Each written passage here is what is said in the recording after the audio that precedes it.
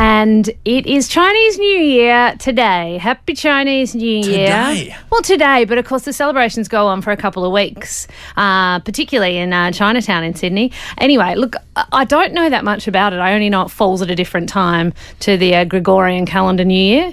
And I wanted to find out a little bit more. And luckily, we know somebody called Ronnie Chang. We do know a guy called Ronnie Chang, and he's the perfect guy to tell us exactly what's going on Chinese New Year, and we've got him on the line now. Hi, Ronnie. Hello? Hello. Oh, hang on. Guys, tone it down a bit. Tone it down. I'm radio. Tone it down. All right, cool. Sorry about that. That's not you in the midst of Chinese New Year celebrations by any chance, is it? What is that? Well, we're kind of crossing to you to find out all about Chinese New Year. Oh, yeah. That stuff. Yeah. It's Chinese New Year. Can you give us a little bit more of an insight, Ronnie?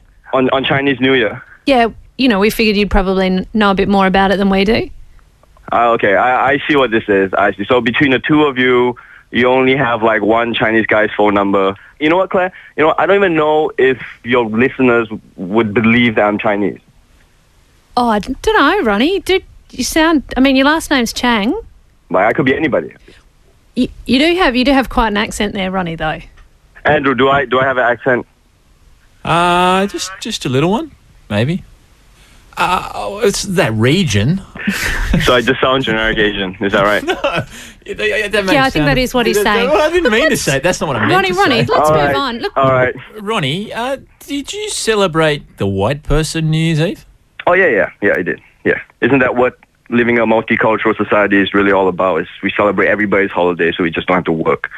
That's how we... It's a very good point. What animal are the Chinese celebrating this year? It's the Year of the Rabbit this year. And what does it mean? You're supposed to go find the animal and eat it, which is pretty tricky, especially during the Year of the Dragon, because that just gets out of control. But let's just stick to this year. Let's just solve what the problem at hand, Year of the Rabbit. Okay, no, don't go eating the animal. That's not true. I'm just kidding. But what really is just like a marker for each year. And so it's like a 12-year thing. There's 12 animals, and so it goes in a 12-year cycle. Tell us about some of the other traditions. Like, why do Chinese families give their children those little red envelopes with money in them?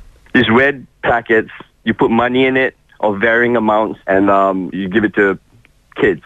It's supposed to be kind of like setting the tone for the new year, And also just because, as Chinese people, we just love our children more than white people. That's fair enough. Okay, sure. Well, Andrew and I, non-Chinese people, can we get involved in Chinese New Year, or is it just for Chinese people? What should we do? I think if you're not Chinese, the best thing you can do is probably just think of it as be nice to a Chinese person day. So if you see a Chinese person, just be like, hey, Happy New Year, and, just give them a hug. Of course, you run the risk of accidentally hugging a non-Chinese person, but... that's just a risk you got to take. Well, thank you, Ronnie Chang. Happy Chinese New Year! Well, it wasn't exactly enlightening, but look, if you want to get a little bit more Chinese New Year in your life, it's the Twilight Parade on Sunday from Town Hall to Chinatown. They'll be doing the parade, and the Dragon Boat races are the following weekend. So there is actually a lot of fun stuff. There's lots going on. If you don't feel like hugging a Chinese person, I think Ronnie just enjoyed Chinese New Year's Eve a little bit too much last night.